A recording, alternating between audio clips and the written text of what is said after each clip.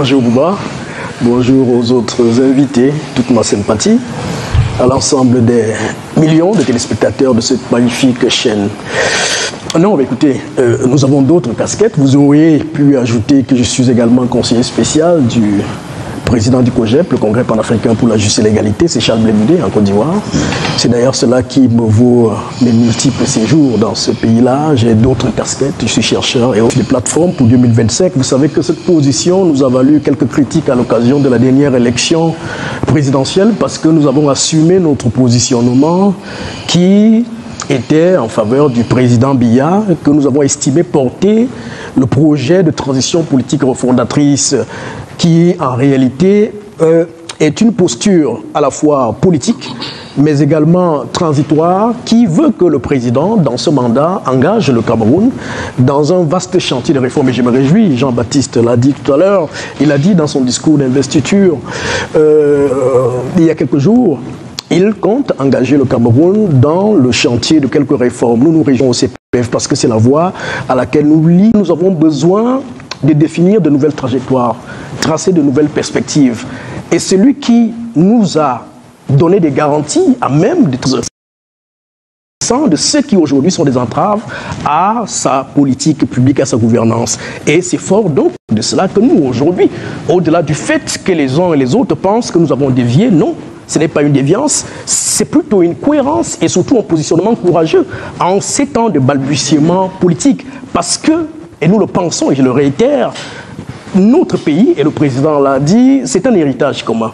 Nous voulons donc contribuer à le redresser avant que le président qui, dans sa gouvernance quarantenaire, a certainement eu des succès et plus des insuccès, mais qui aujourd'hui a quand même contribué à amener notre pays à ce niveau. Il faut donc ne pas toujours rester dans la posture des critiques puériles, parce qu'en réalité, pendant longtemps, on nous a taxé de ce qui étaient des critiques acerbes, mais également des critiques qui ne proposent rien.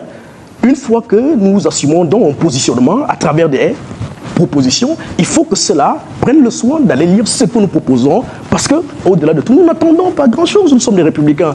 J'ai lu quelques activistes et autres dire que j'avais été payé par le cabinet. Si je vous prends un témoin, M. Bouba, dans notre positionnement au CPF, qui est constitué d'universitaires, de membres de la société civile, de hauts sportifs et Téchéra, nous n'avons pas reçu un radis dans notre positionnement. Mais nous avons mobilisé nos énergies intellectuelles, physiques et tout ce que vous voulez pour justement expliquer pourquoi il est important que nous accompagnions le président pour engager le pays dans la transition politique. Donc, ceux qui ont l'ouïe un peu attentive peuvent comprendre pourquoi cette position-là, à la lumière des événements que nous voyons aujourd'hui, parce que la vérité, c'est que ce que nous vivons aujourd'hui en termes de crise, ici et là, vient nous conforter dans notre posture de ce que le président aujourd'hui, qui est le patron du pays, il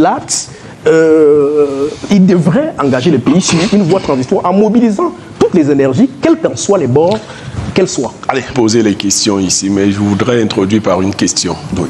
Pourquoi m'avez-vous invité pour une deuxième fois? Ben, juste pour votre pertinence.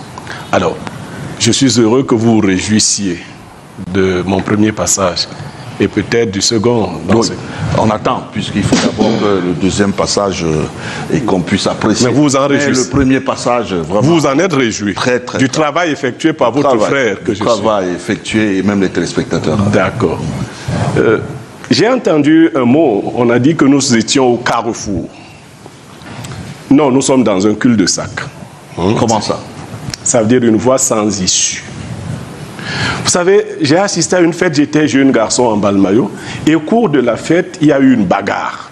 Un monsieur a frappé sur une dame, elle est tombée, elle est morte. Et un autre a dit, si on ne fait pas attention, cette fête peut se gâter.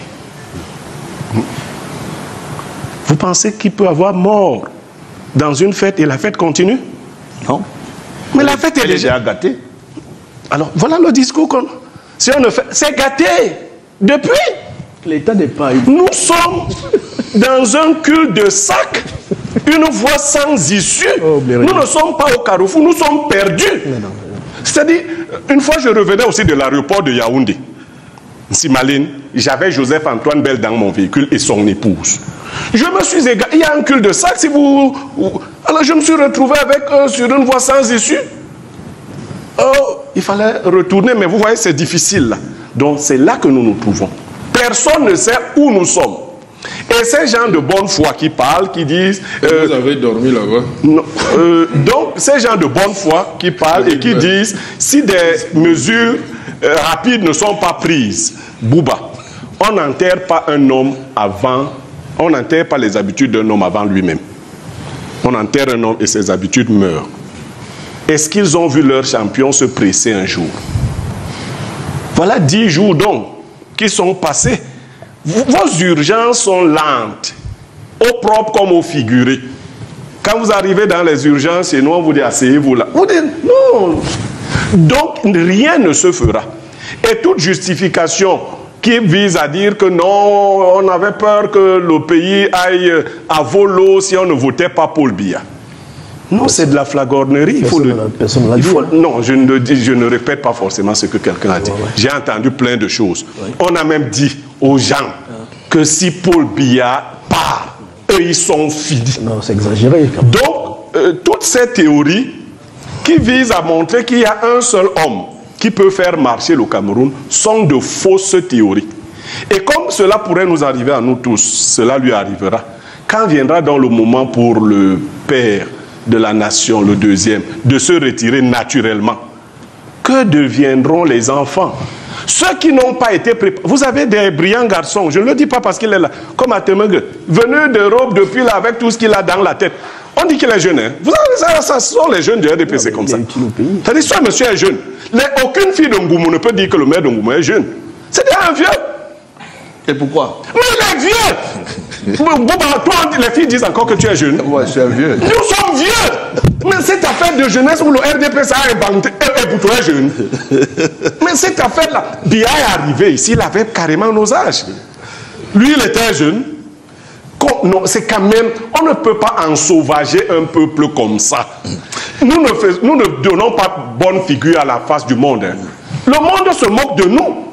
Quand nous disons ça, s'il n'était pas là, et quand il ne sera plus là, et s'il n'a pas été capable de désigner des gens qui peuvent continuer son œuvre, ça veut dire qu'il a échoué.